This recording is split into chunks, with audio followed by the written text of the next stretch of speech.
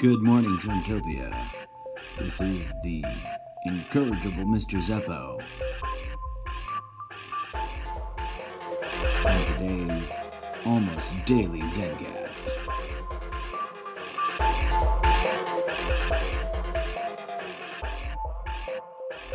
Greetings and salutations. Here we are. Aren't we lucky to be alive today? Friday the 13th, March 2020. Literally living in the future and out of coffee. Hashtag living in the future and out of coffee.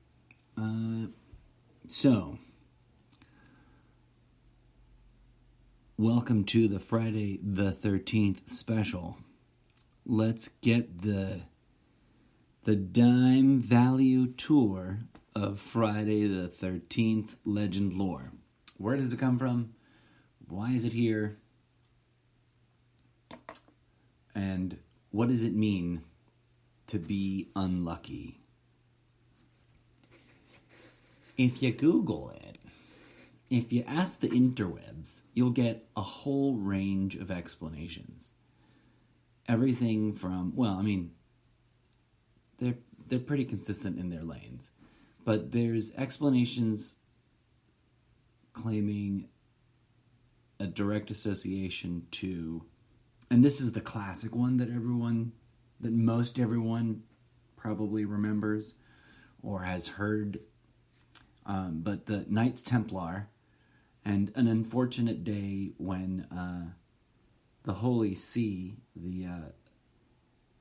the Mother Church itself, decided they were no longer particularly useful, and decided to declare them outlaws or something, and hunt them all down and butcher them. And it came down to apparently some final day that was a Friday, that was a 13th. In which, the final, group of valiant, rebellious Knights Templar were tracked down, rounded up, and lit on fire like witches. Or something to that effect. Some grand butchering by the church of these Knights Templar that had been, up until then, for quite some time. Historians disagree on the exact duration, but some range of time of many hundreds of years, I think, of being sort of important types in the developing organization that is the Catholic Church.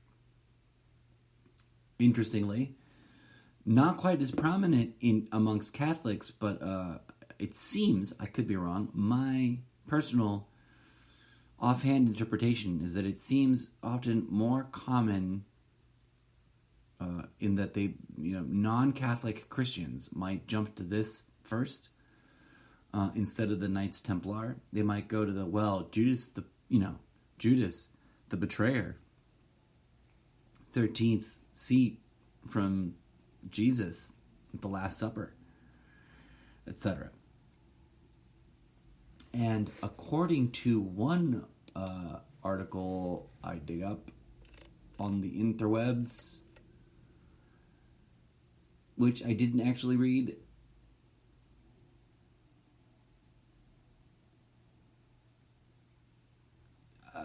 I clicked on it because in the blurby bits, how you get a little blurby bit on the search results page,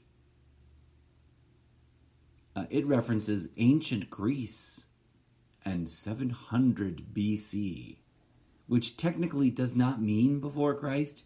It means before Common Era, the Common Era beginning not at Christ's birth, but at Christ's crucifixion.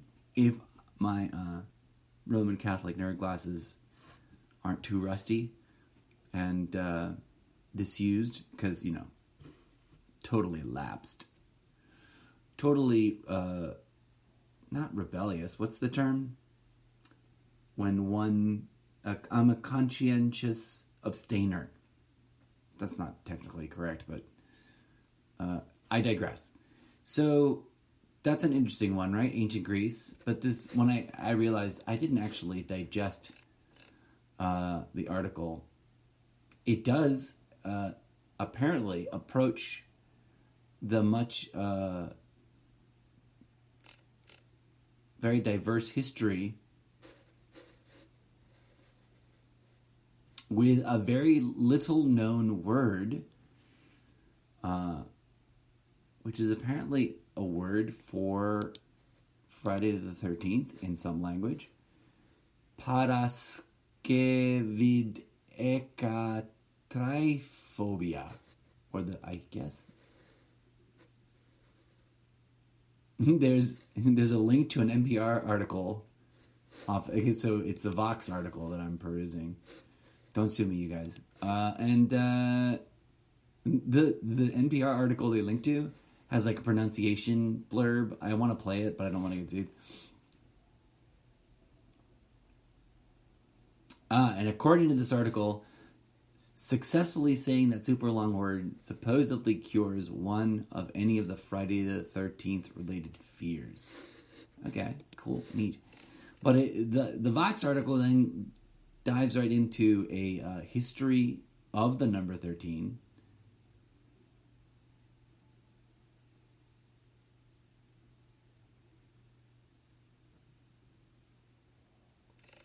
And obvious examples,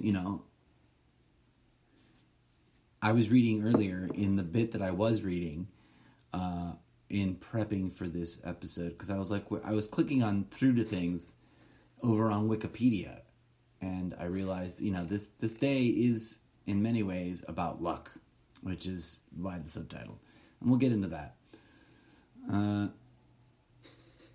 Okay, here we go. Here's the bit that I wanted to get at. They cite it to a poet by the name of Hesiod.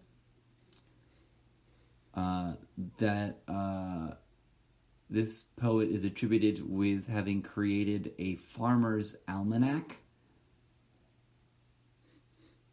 And in it, quote, farmers should, quote, avoid the 13th of the waxing month for beginning to sow. And apparently that may be the earliest known recorded incident in history. And then it goes through some of the other 13 things.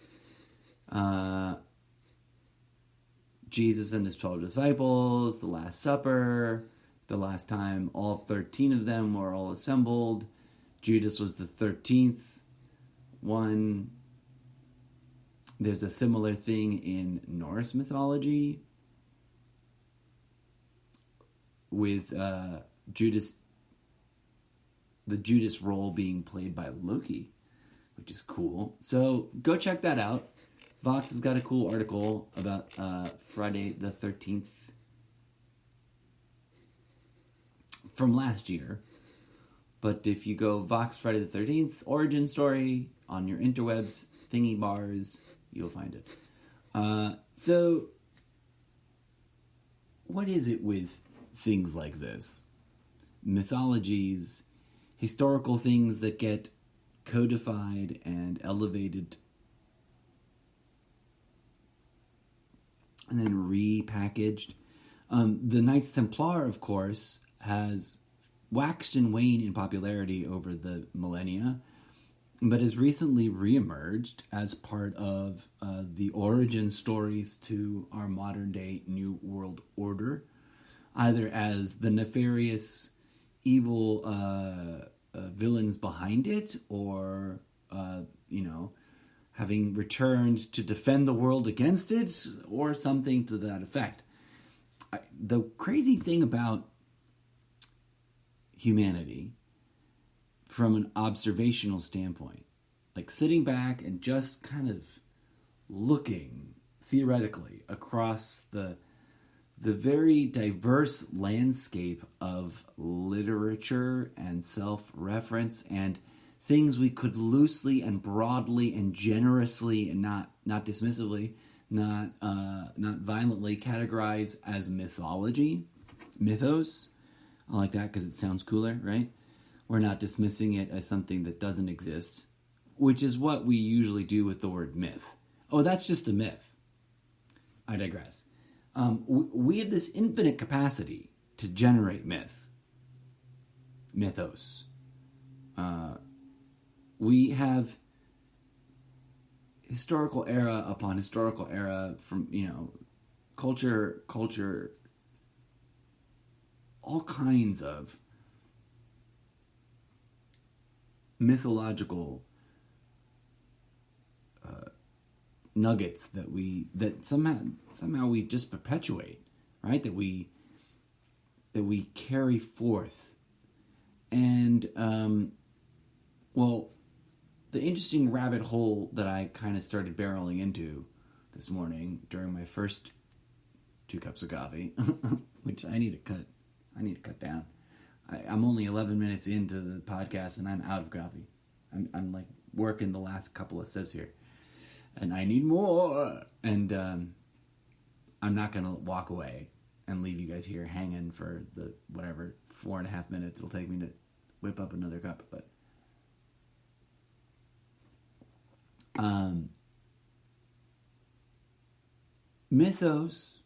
mythologies, the myths that we create seem to serve several purposes, and there's quite a few interesting, intelligent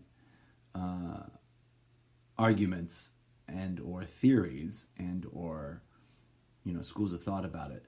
If you've never come across A Hero with a Thousand Faces and Joseph Campbell's work, go forth and consume that content.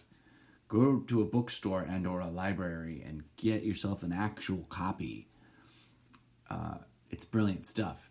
But if I were to share with you my thoughts about just kind of that survey, is that so much of that content, not necessarily Campbell's work, but although I guess he's commenting on it, so inherently yes. Also, so much of our mythological content, once you get over the fascination and or fetishization of cultural nuance difference, of supposed moral meaning or relevance, and just get into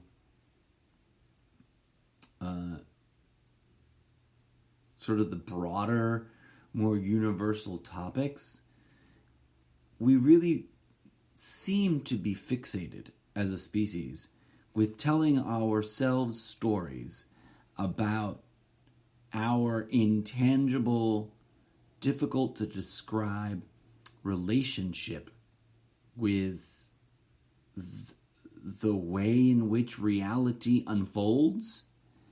Question mark. I phrase it that way as a proposition. Is that a thing I think we can agree on? I think if we all thought about mythos and maybe did a quick review of some of the more popular ones and the more obscure ones, and tried to avoid the obvious pit traps, we could come to a consensus agreement that indeed much of it, in its unique and varied ways, is specifically about coping with or sharing conceptual models about our reality, our existence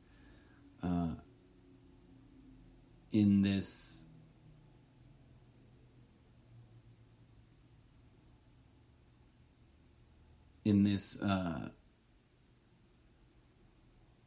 thing we call reality, for lack of a better phrasing, right? For lack of a better set of words to say right there.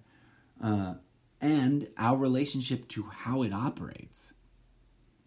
Our various theories, as we've seemed to, what's the word? as we seem to have explored them and spelled them out, and then tried to go and test them against reality, and or the test of time, and you know their applicable usability. So, reeling it back in, today, Friday the 13th, March 2020, is one of those days where either you don't give two shits because it's just another day, or you believe somehow or another there is a reason to be extra cautious, extra wary, extra aware, extra thoughtful because bad luck. And it has its various rationales. It's bad luck because we killed a bunch of Knights Templar and that cursed us as a species. It's bad luck because Judas Iscariot was a bad guy who betrayed Jesus and that cursed us. Whatever. There's always this sense of luck, and of today being a bad luck day, and of the number 13 just being unlucky. And we have, I suppose, from our youth, a sort of inherited general comprehension of what luck is. And, of course, then we have our sort of basic definitions that float around. And that's where I got into a really interesting rabbit hole. Because, you know, we can be pretty boring and flat about defining things. You know, and just go to the dictionary. Encyclopedia, Wikipedia.org, luck. How do you explain luck? Luck is the phenomenon that defines the experience of notably positive, negative, or improbable events. Or, alternative, supernatural interpretations of luck consider it to be an attribute of a person or object, or the result of a favorable or unfavorable view of a deity upon a person. So that was the teaser, right? And I was like, okay, I thought I'd get into it and take a look. And of course, you know, Wikipedia is a great source when you really want to get into just like rooting around like a nice, broad, but deep, collection of information on a particular word or subject. And, yeah.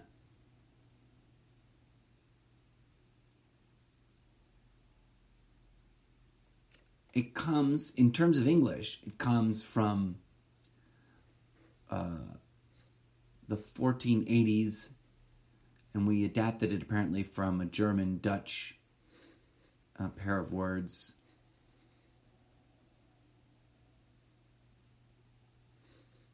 Which may have roots with a Slavic word, Lukij, appointed by destiny. If you go to Wikipedia and look up luck, what's fascinating is it goes into the etymology and definition, and then quickly into interpretations, which just looking at the titles are fascinating to review. As a lack of control, as a fallacy, as an essence, and as a self-fulfilling prophecy. That's pretty interesting and revelatory of this deep inability to, like, nail it down. We can't even agree on what it is that defines luck. We know that it has both good or bad expressions. We know that it is somehow inherently related to and or the result of chance, and that it applies to our experience in the world and of our circumstances.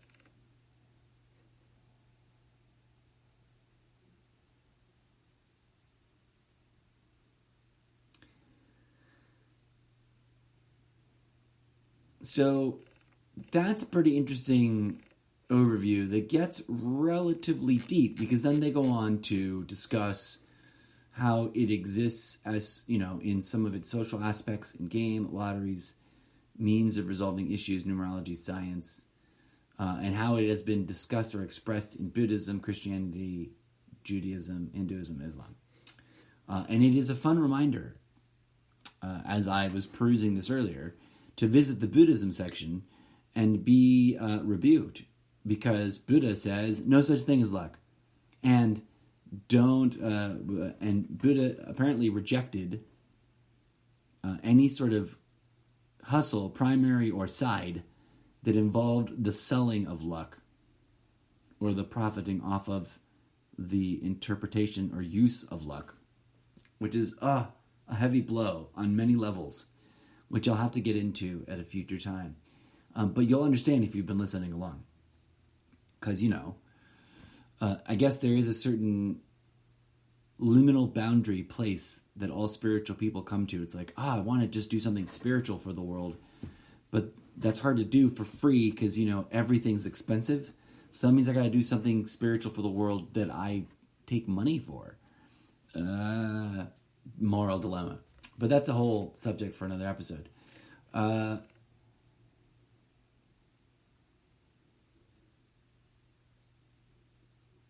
So, we get into all kinds of interesting interpretations and ways of trying to explain, quantify, label, or rationalize luck. Now, somewhere along the line, I think on the search results page, I clicked over to this other really interesting website, which, if these sorts of subjects fascinate you, I would strongly encourage you to go check out.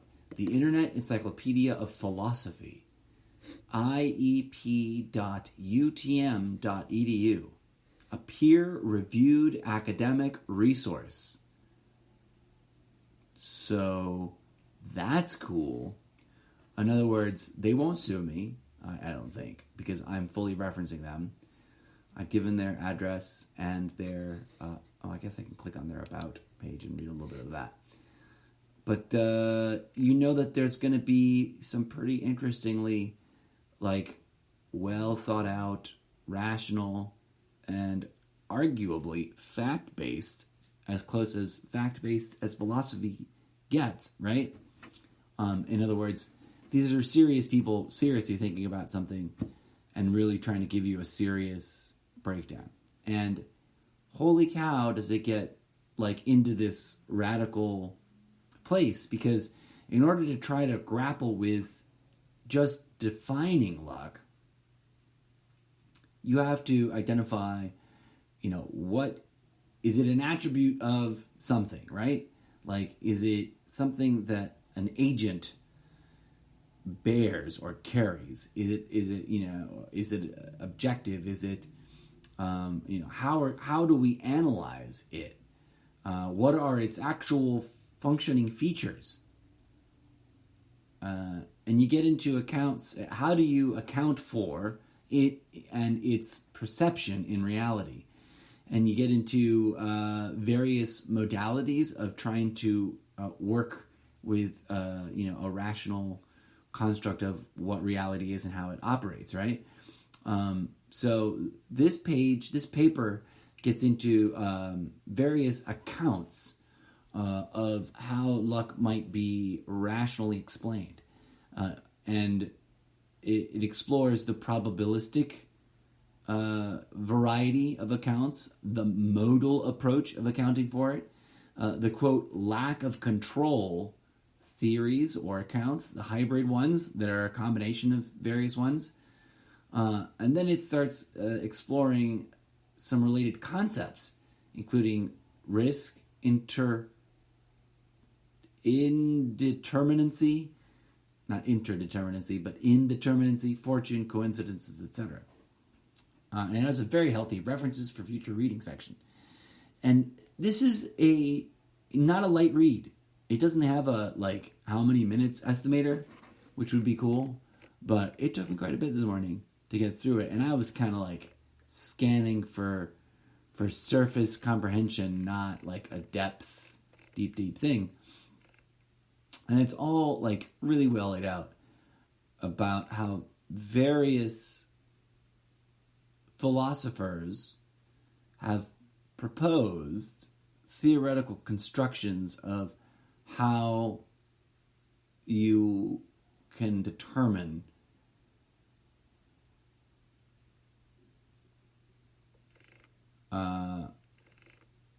luck and what would be qualified as luck as a means of like therefore trying to deal with it in a philosophy of like a worldview or a world construct. But having scanned it all,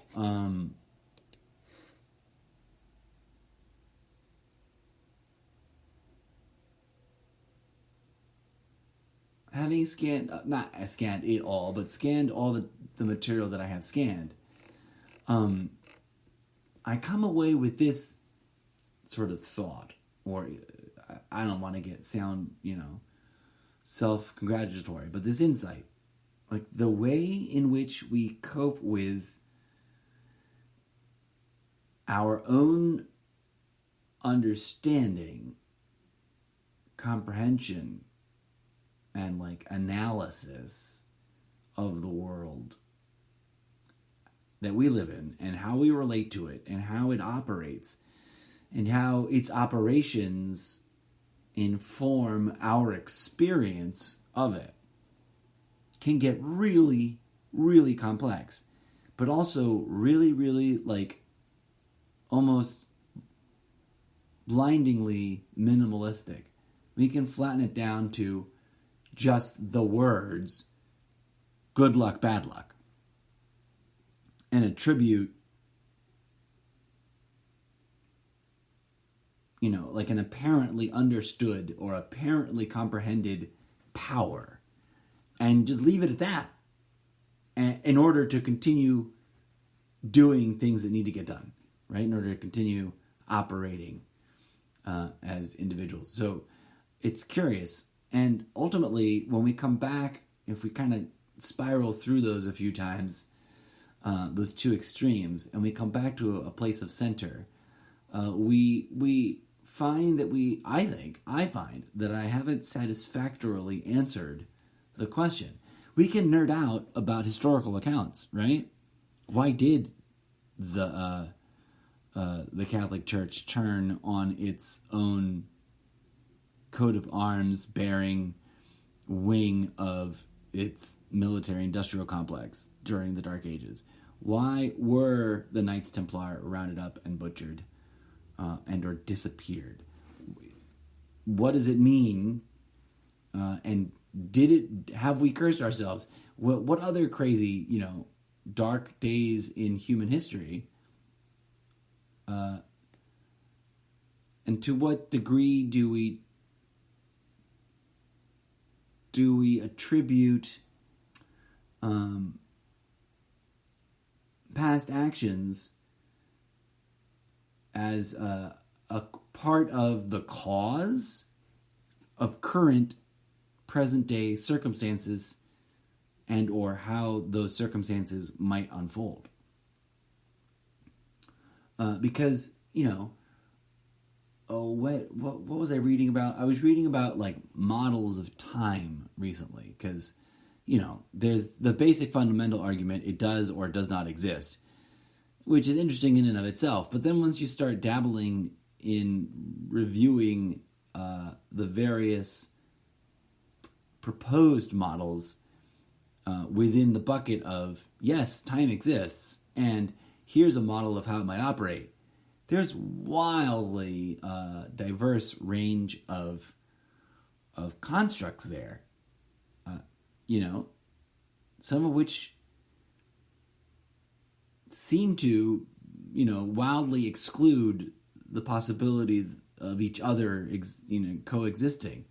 So we come back to ultimately this bizarre and slightly cliched, but also I think sometimes awe-inspiring statement. Our relationship to the universe is, in many ways, akin to our relationship to the fingernails and how they grow. we can be awed of it, and it can blow our minds a bit if we really sit and contemplate it. But most of the time, we just kind of take it for granted and ignore it, and then, nibble away at it and or complain about it and or try to manipulate it to our preferred preferences without ever really grasping with achieving a deep and comprehensive understanding of how it operates, which in and of itself is awe-inspiring and a bit mind-boggling, right? That we can understand, we can alter genomic material and engineer,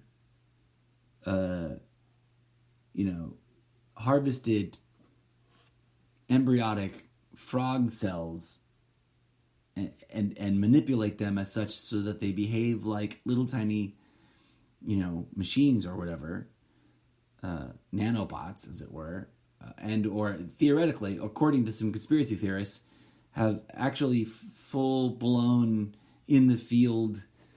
I don't know. I haven't probed those depths deep enough to know if they can answer how those things are constructed, right? But some kind of micro smart dust metal thing, which makes it's hilarious. One of the reasons, not to go on a tangent here, but one of the reasons why I doubt that particular conspiracy theory is that of what little bits I have looked into it, it doesn't seem to support a technology that actually makes sense based on what I think is real. Then again, maybe what I think is real is highly manipulated and skewed, right? As some conspiracy theory sub-genre components might indicate.